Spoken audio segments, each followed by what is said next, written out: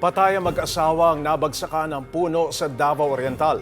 Nasa ospital naman ang kanilang anak na nadamay rin sa aksidente. Narito ang report.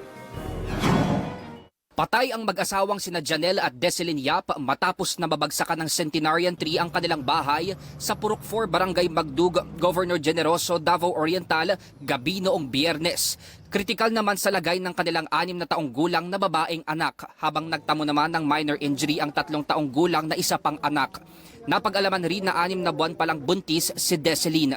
Nasa higit 300 taon na ang tanda ng bumagsak na puno na natumba raw dahil umano sa lakas ng ulan at hangin. Kwento ng kapatid ni Janelle, wasak na raw ang bahay ng kanyang kapatid pagdating niya rito.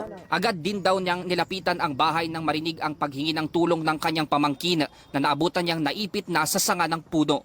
Hitabo to siya, ma'am, alas 7 sa gabi eh. Pag tumbas kahoy, cover mi tanan kay wa mi kay balog asa mandulong ang kahoy. Pag human sa hitabo, paglili na ako sa balay kay nag-duura man mi kaayo, nakita na akong balay nga totally good siya, wala na makita nimo. Balay Sa akong kanang na hitabuan, kanang namatay. tapos Nya giulat na ako og nay mo tingog. Wala man gyud. Bisan kusog kay hangin og lipak, ulan. Ako jud siyang giadto kay nadungog na ko tong iyang anak nga 6 years old kung tuwa sa utagom. Tig-ik ba murag baboy. Dito ko nakakuan nga tuad ay siya dito kay nitingog man. Pag duol na ko naipit og sa nga dako paspaa. Nakatanggap na ng paunang tulong mula sa lokal na pamahalaan ng pamilya ng mga biktima.